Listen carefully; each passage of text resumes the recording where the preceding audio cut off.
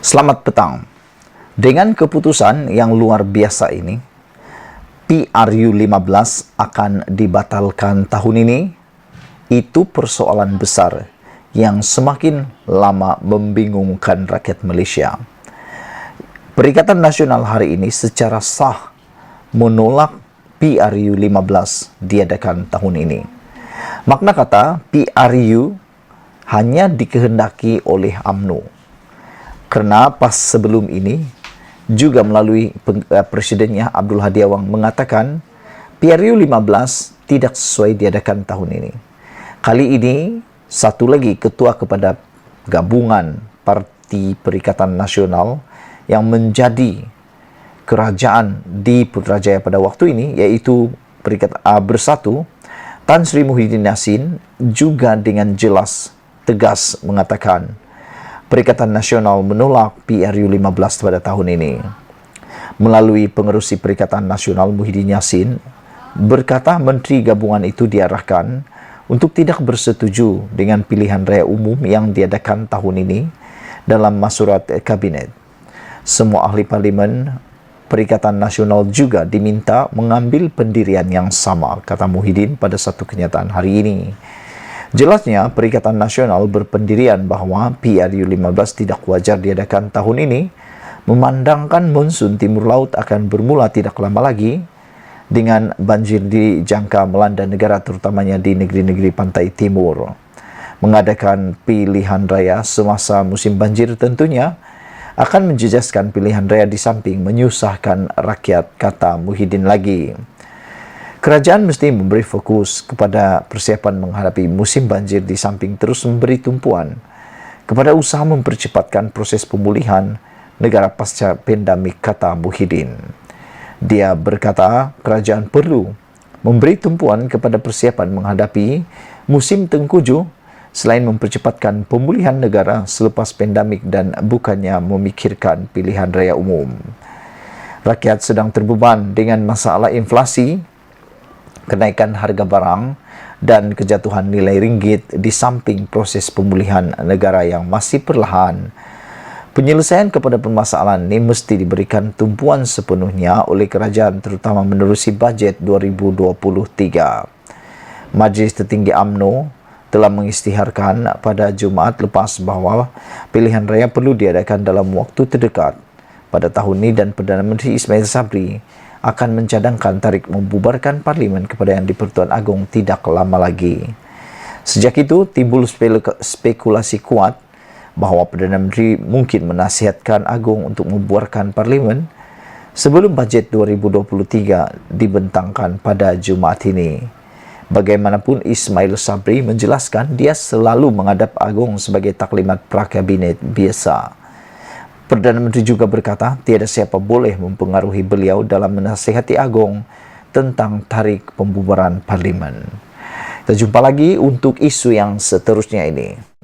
Tapi ini berita yang paling menggembirakan kita semua, yang ditunggu-tunggu oleh Zahid Hamidi, ditunggu-tunggu oleh rakyat Malaysia.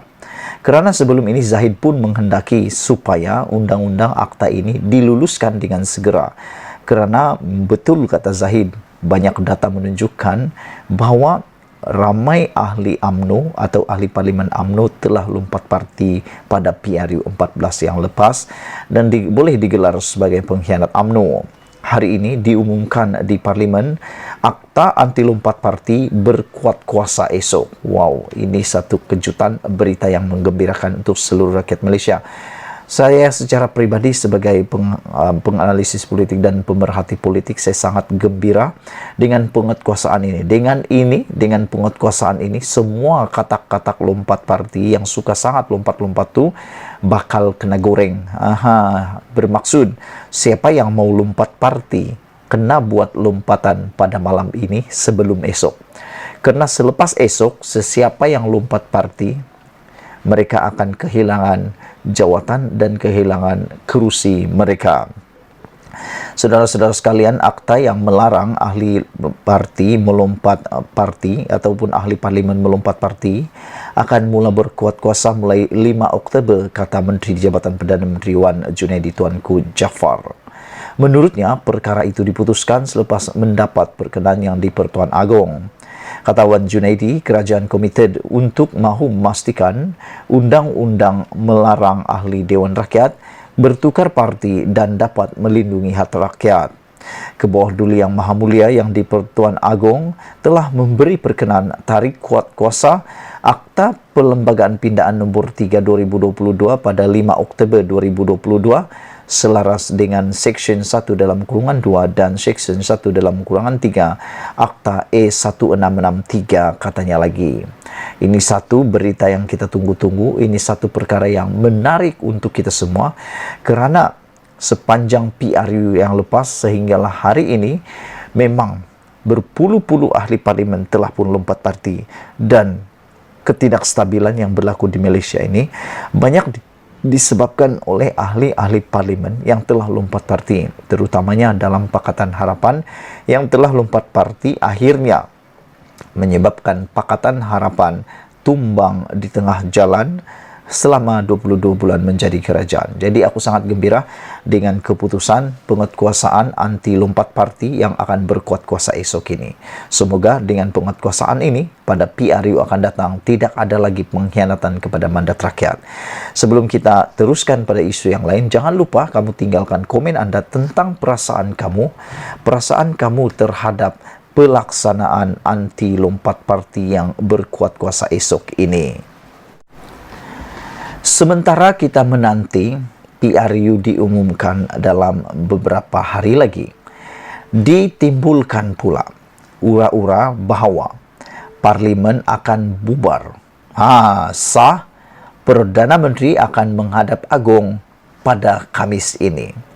Saudara-saudara, persoalan yang selama ini kita cari, yang mendapatkan bilakah waktunya Ismail Sabri Yaakob akan menghadap Agong, akhirnya hari ini sah, Perdana Menteri akan menghadap Agong pada Khamis ini. Walhal pada hari Khamis adalah pembentangan bajet Malaysia. Makna kata, ada dua pilihan, sama ada dibentangkan dahulu bajet 2023 ataupun dibubar dulu baru dibacakan. Tapi kalau dibubar dulu, maknanya parlimen sudah tidak ada lagi. Jadi, oleh sebab itu, adakah belanjawan 2023 tidak akan dibacakan ataupun bubar selepas selesai pembacaan bajet 2023? Walau bagaimanapun, kita hanya mampu menjangka, tapi yang akan menentukan berkenan untuk bubar parlimen ini hanya yang di-Pertuan Agong. Telah banyak suara-suara timbul dan mengatakan, netizen rata-rata memohon ke Bawah Duli Yang Maha Mulia yang di-Pertuan Agong untuk tidak memperkenankan permohonan bubar parlimen pada tahun ini juga. Ura-ura akan dibubarkan segera parlimen dan pilihan raya umum 15 akan diadakan kira-kira. Tidak kira musim tengkujuh dan banjir atau tidak, semakin panas setelah Datuk Seri Ismail Sabri Yaakob mengesahkan akan menghadap yang di-Pertuan Agong pada Khamis 6 Oktober 2022.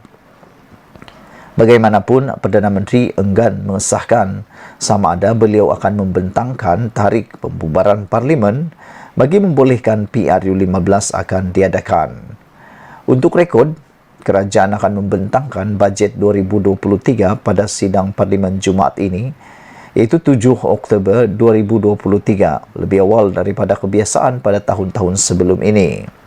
Ada orang kata pembubaran parlimen akan dilakukan sebelum pembentangan bajet 2023. Ada yang kata selepas bajet pada Isnin. Yang lain kata bulan ini atau November, malah tahun depan, katanya menurut NST. Beliau berkata demikian kepada pemberita selepas menghadiri program Idea Bina Negara Anak Muda Keluarga Malaysia di Dewan Agung Tunku Chancellor Universiti Teknologi Maradi Shah Alam hari ini. Beliau berkata demikian kepada pemberita selepas menghadiri program tersebut. Beliau berkata, tiada parti politik boleh mempengaruhi Perdana Menteri dalam membubarkan parlimen bagi memberi laluan kepada PRU. Beliau berkata, walaupun sesiapa sahaja boleh memberikan cadangan dan pandangan mengenai perkara itu, ia tetap menjadi prerogatif Perdana Menteri. Tarikh pembubaran Parlimen tidak boleh dibincangkan secara terbuka, sama ada dalam parti atau dengan pihak lain. Hanya Perdana Menteri mempunyai kuasa untuk mencadangkan supaya Parlimen dibubarkan, tetapi keputusannya terletak kepada Yang di-Pertuan Agong. Menurut pada Sabtu lalu, Setiausaha Agung PAS, Datuk Seri Taqiyuddin Hasan berkata, Perdana Menteri perlu berbincang terlebih dahulu dengan anggota Jemaah Menteri berhubung pembubaran Parlimen bagi membolehkan PRU 15 diadakan. Menurutnya, Jemaah Menteri boleh memberikan pandangan berhubung perkara tersebut sebelum Perdana Menteri membawa cadangan itu kepada Yang di-Pertuan Agong untuk mendapat perkenan. Perdana Menteri kena bawa ke Kabinet, biar Kabinet putuskan. Jemaah Menteri akan tentukan dan Perdana Menteri akan menasihati Agong untuk membubarkan Parlimen atau tidak, kata Taqiyuddin. Mengulas lanjut, Ismail Sabri juga berkata memorandum MOU dengan pembangkang akan sah sehingga Parlimen dibubarkan. Sudah tentu kami mendengar pandangan orang lain, tetapi keputusan untuk mencadangkannya masih menjadi prerogatif Perdana Menteri. Pada Parlimen ke-14, pertama kali bersidang pada 16 Julai 2018 dan akan dibubarkan secara otomatik pada Jun tahun depan. Dengan PRU 15 boleh diadakan sebelum 14 September 2023. Beberapa pemimpin politik termasuk Presiden PAS Tan Sri Abdul Hadi Awang dan penasihat DAP Lim Kit Siang berkata PRU 15 tidak harus disegerakan, memetik kebimbangan ekonomi dan musim tengkujuh yang akan menjejaskan rakyat dan kerajaan jentera kerajaan, katanya. Sekian isu hangat petang ini. Jangan lupa tinggalkan komen Anda, tekan butang subscribe. Kita jumpa lagi. Bye-bye.